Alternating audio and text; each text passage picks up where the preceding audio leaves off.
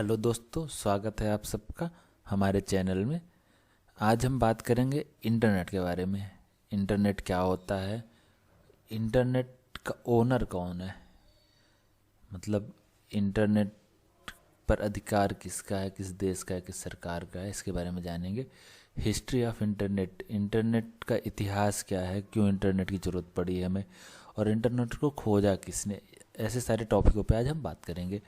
तो आइए शुरू करते हैं वीडियो शुरू करने से पहले मैं आपसे एक रिक्वेस्ट करूंगा, अगर आप हमारे चैनल पर नए हैं तो हमारे चैनल को सब्सक्राइब कीजिए और वीडियो को लाइक करिए और बेल आइकन को प्रेस कर दीजिए ताकि आने वाली वीडियोज़ की अपडेट आपको मिलती रहे। तो आइए शुरू करते हैं इंटरनेट के बारे में। इंटरनेट क्या है? What is internet? इंटरनेट एक दूसरे से जुड़े कई कंप्यूटरों का जाल है जो राउटर एवं सर्वर के माध्यम से दुनिया के किसी भी कंप्यूटर को आपस में जोड़ता है। दूसरे शब्दों में कहें तो सूचनाओं के आदान प्रदान करने के लिए टीसीपी/आईपी प्रोटोकॉल के माध्यम से दो कंप्यूटरों के बीच स्थापित संबंध को इंटरनेट कहते हैं। इंटरनेट विश्व का सबसे बड़ा नेटवर्क है। या इंटरनेट एक इंग्लिश शब्द है जो इंग्लिश के ही एक और शब्द इंटरनेटवर्क से लिया गया है। हिंदी में इंटरनेट का मीनिंग होता है अंतर्जाल। इंटरनेट हजारों लाखों कंप्यूटरों का एक महाजाल है। इसे हिंदी में अंतर्जाल या सामान्य भाषा में महाजाल भी कह सकते हैं। इंटरनेट का मालिक कौन है? Owner of internet. हर वस्तु का कोई ना कोई मालिक होता है, लेकिन अगर बात करें इंटरनेट की कि इंटरनेट का मालिक कौन है या फिर इंटरनेट पर किसका एकाधिकार है, तो इस प्रश्न के दो उत्तर हो सकते हैं। पहला, कोई नहीं, दूसरा बहुत सारे लोग। यहाँ कोई नहीं से तात्पर्य यह है कि इंटरनेट का कोई भी एक मालिक नहीं है और कोई भी देश या किसी भी देश की सरकार या कंपनी इंटरनेट पर किसी भी प्रकार का एक अधिकार नहीं रखती है। कहने का तात्पर्य यह है कि इंटरनेट पर पूर्ण अधिकार किसी का भी नहीं है। दूसरा, बहुत सारे लोग। दूसरे दृष्टिकोण से हजारों लोग और संगठन इंटरनेट के मालिक हैं। इंटरनेट में कई अलग अलग बिट्स और टुकड़े होते हैं जिनमें से प्रत्येक का एक मालिक होता है। इनमें से कुछ मालिक आपके पास इंटरनेट की गुणवत्ता और गति को नियंत्रित कर सकते हैं, पर वे पूरे सिस्टम के मालिक नहीं हो सकते, लेकिन वे आपके इंटरनेट के अनुभव को प्रभावित कर सकते हैं। उदाहरण के लिए इंटरनेट सर्विस प्रोवाइडर, जैसे कि आपका लोकल इंटरनेट प्रोवाइडर्स काफ़ी होते हैं। मैं बड़ी कंपनियों की बात करता हूँ, जैसे एयरटेल हो गया, बीएसएनएल हो गया और जियो हो गया, जियो फाइबर भी चल रहा है। तो ये सारे इंटरनेट प्रोवाइडर्स हैं जो आपके इंटरनेट की स्पीड को कम ज़्यादा कर सकते हैं, उसकी क्वालिटी को कम कर सकते हैं, आपका डेटा अपलोड डाउनलोड की गति को कम ज़्यादा कर सकते हैं, लेकिन ये मालिक नहीं है। कोई भी कंपनी या कोई भी एक देश, न इंडिया इंटरनेट का मालिक है, ना ऑस्ट्रेलिया है, ना ही अमेरिका है। कोई भी देश इंटरनेट का मालिक नहीं है। हिस्ट्री ऑफ इंटरनेट, इंटरनेट का इतिहास क्या है?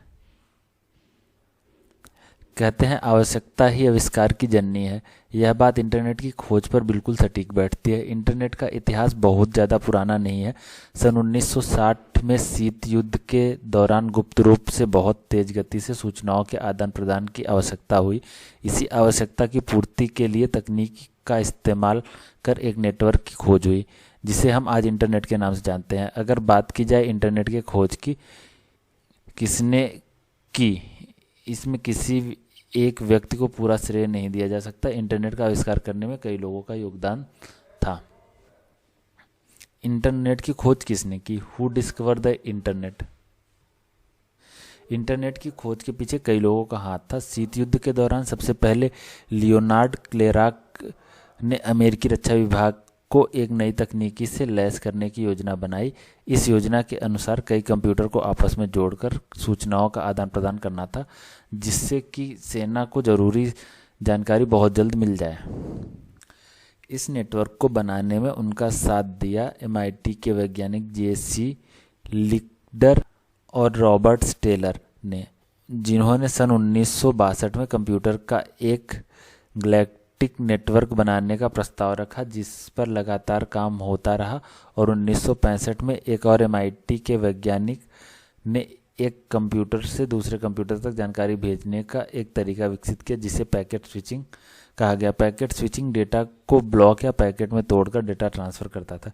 इस तकनीकी की शुरुआत सबसे पहले संयुक्त राज्य अमेरिका के रक्षा विभाग की advance research project agency Arpa द्वारा की गई थी, जिस वजह से इसे अर्पानेट का नाम दिया गया। अर्पानेट में एक कंप्यूटर को दूसरे कंप्यूटर से जोड़ने के लिए NCP यानी नेटवर्क कंट्रोल प्रोटोकॉल का इस्तेमाल किया गया।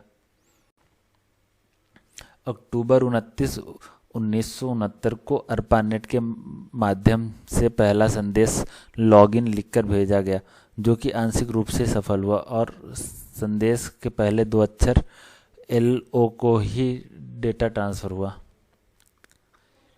1969 के अंत में अर्पानेट से सिर्फ 4 कंप्यूटर जुड़े थे, लेकिन 1970 के दौरान यह नेटवर्क लगातार बढ़ता गया। 1971 में इसने यूनिवर्सिटी ऑफ हवाई के अलोहा नेट को जोड़ा और 2 सालों बाद इसने लंदन के यूनिवर्सिटी कॉलेज और नॉर्वे के रॉयल रडार प्रतिष्ठान में नेटवर्क को जोड़ा। जैसे ही इस नेटवर्क से बहुत सारे कंप्यूटर जुड़ते गए, जिससे कि इससे वैश्विक स्तर पर एकीकृत करना कठिन होता चला गया। सन 1971 में सबसे पहला ईमेल रे टॉमलिंसन ने भेजा था। जैसे जैसे इसके फ़ायदे का पता चलता गया, वैसे वैसे इसका इस्तेमाल बढ़ता गया। ये इंटरनेट के बारे में कुछ बेसिक जानकारियाँ थी। अभी हम इसका दूसरा पार्ट भी लेके आएंगे, तो बने रहें हमारे साथ इंटरनेट के बारे में जानने के लिए। Thank you for watching my video. Please like and subscribe my channel.